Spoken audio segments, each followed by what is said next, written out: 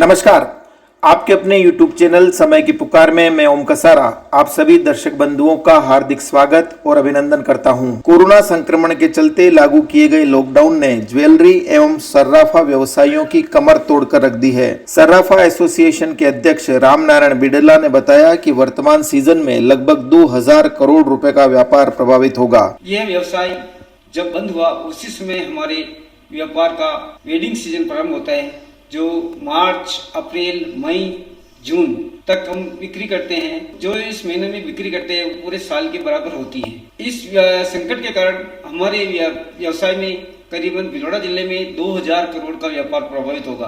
बिड़ला ने वर्तमान परिस्थितियों को देखते हुए सर्राफा व्यवसायियों के लिए आर्थिक पैकेज की मांग की है।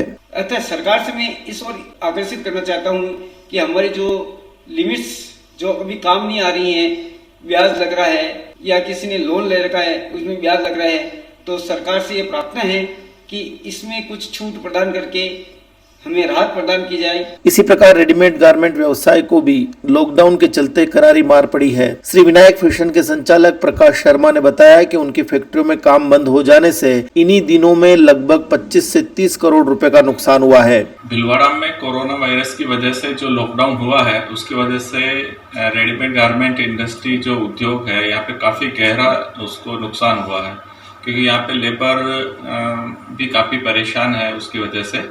और 20 से 25 करोड़ रुपए का यहाँ इस लॉकडाउन के दौरान नुकसान हुआ है, क्योंकि यहाँ पे जो सभी ब्रांडेड कंपनियों को गारमेंट स्टिच करके दिया जाता है। इधर मई और जून तक की सारी शादियां स्थगित हो जाने के कारण फोटो एवं वीडियोग्राफी व्यवसाय को भी बड़ा धक्का लगा है। भीलवाड़ा फोटोग्राफर वेलफेयर सोसाइटी के अध्यक्ष अनुराग पत्रिया का मानना है कि वर्तमान सीजन में जिले के फोटोग्राफर्स को लगभग 6 से 7 करोड़ रुपए का प्रत्यक्ष अथवा अप्रत्यक्ष नुकसान हुआ है। हाल ही में हुए लॉकडाउन से भीलवाड़ा में भी फोटोग्राफी व्यवसाय को काफी नुकसान हुआ है, जिसमें लगभग मई जून तक की सारी शादियां कैंसिल हो चुकी है। और रजिस्टर्ड फोटोग्राफर्स हमारे पास जो सूची है उसके हिसाब से लगभग 650 फोटोग्राफर्स है और उनका अगर आकलन लगाया जाए तो 6 से 8 करोड़ रुपए का नुकसान हुआ है। लेकिन सरकार के इस लॉकडाउन नियम के तहत हम उनके साथ सरकार के साथ खड़े हुए हैं। उधर टेंट व्यवसाय को भी कोरोना वायरस ने खासा प्रभावित किया है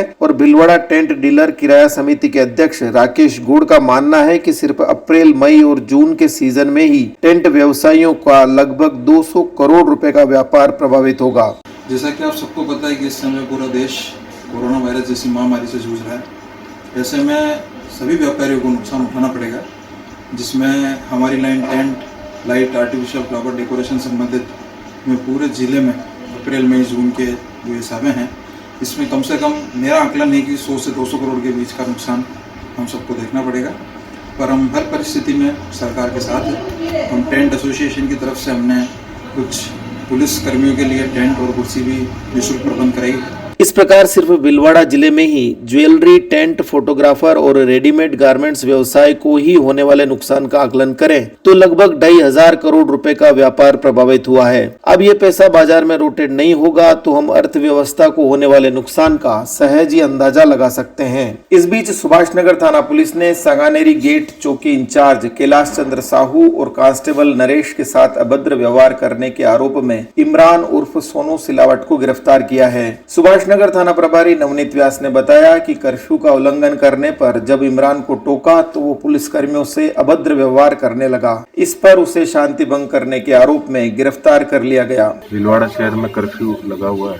कर्फ्यू के दौरान ड्यूटी देते हुए head constable Kailash Chand Sanganeri gate चौकी इंचार्ज और नरेश कांस्टेबल इमरान उर्फ सोनू सन ऑफ हमीद खां शिवाजी मार्ग टेगुर स्कूल के पीछे की तरफ ये रहता है, वहाँ उसको टोका कर्फ्यू का उल्लंघन करने पे। तो इसकी इनकी आपस में हॉट-टॉक हो गई, बोलचाल हो गई, जिस पर इसको कर्फ्यू के उल्लंघन में गिरफ्तार किया।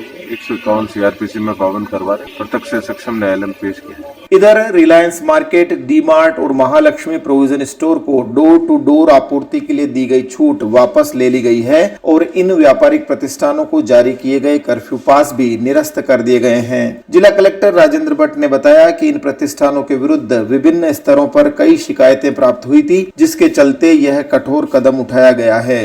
उधर लादुवास ग्राम पंचायत ने एक प्रस्ताव पारित करके इस पंचायत क्षेत्र में कार्य कर रहे सभी कोरोना फाइटर्स को निःशुल्क भूखंड देने की मंशा जाहिर की है। लादुवास सरपंच मुरलीधर जोशी ने बताया कि यह प्रस्ताव जिला कलेक्टर राजेंद्र भट्ट को भिजवाया गया है और उनसे प्राप्त दिशा निर्देशों के अनुसार ही आगे की कार्रवाई अमल में लाई जाएगी। हमारी पंचायत में जितने भी सरकारी कर्मचारी हैं जो कोरोना फाइटर्स की ड्यूटी लगी हुई है, इसके अंदर शिक्षक, बाबू, पियोन और जो भी इसके अंदर काम कर रही है टीम, एएनएम, आंगनवाड़ी कार्यकर्ता, इन सभी को निःशुल्क भूखंड देने का पंचायत में कोर कमेटी के अंदर प्रस्ताव लिया गया है। उस प्रस्ताव को माननीय कलेक्टर महोदय के वहाँ भेजा जाएगा और कलेक्टर साहब के आदेशानुसार फिर उसमें कार्रवाई अमल में लाई जाएगी। इस बीच कोरोना की रोकथाम के लिए अब जिला प्रशासन ने तकनीक का सहारा लेना भी प्रारंभ कर दिया है, जिसके तहत जिले के समस्त उपखंड अधिकारियों को ये निर्देश जारी किए गए हैं कि वो आम नागरिकों, कार्मिक एवं होम क्वारंटाइन किए गए व्यक्तियों के मोबाइल में राज कोविड ऐप इंस्टॉल करवाए। जिला कलेक्टर राजेंद्र भट्ट ने बताया कि ऐसा हो जाने पर संबंधित व्यक्तियों का रियल टाइम डाटा ट्रैक किया जा सकेगा,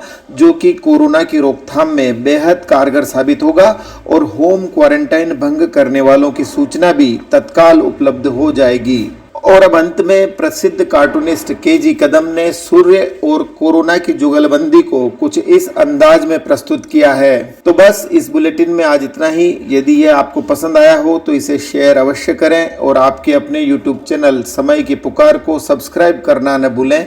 धन्यवाद। जय हिंद, जय भारत।